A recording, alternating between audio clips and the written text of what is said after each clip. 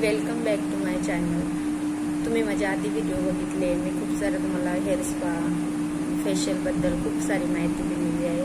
आता मी तुम्हाला फेशियलचे महत्त्व सांगत आहे की फेशियलमुळे काय होते। काही लेडीजना माहीत नाही की फेशियल फक्त करायचे, जायचे पार्लरमध्ये आणि फेशियल करून घरी यायचं। कारण काही लेडीजला असं वाटतं की काही फंक्शन आहे, काही लग्न समारंभ आहे तेव्हाच करायचं, असं नसते। कारण फेशियल तुम्हाला फक्त लग्नातच सुंदर दिसायला पाहिजे असं नाही, तुम्ही प्रत्येक दिवस चांगले दिसले पाहिजे, रोजच तुमचा चेहरा चमक पाहिजे, तुमच्या चेहऱ्यावर शायनिंग पाहिजे असेल तर तुम्हाला डेली 15 दिवसातून महिन्यातून फेशियल करणे आवश्यक असते। म्हणून प्रत्येक लेडीजला फेशियल करायला पाहिजे। त्याचे कारण असे असते की फेशियल केल्यामुळे काय होते की तुमची स्किन टाईट राहते। मेन तुम्हाला जे काही आता सायनेस वगैरे काही आजार असतात स्किनचे, डोळ्यांचे, स्पेनचे, ते पण तुमचे चांगले होतात।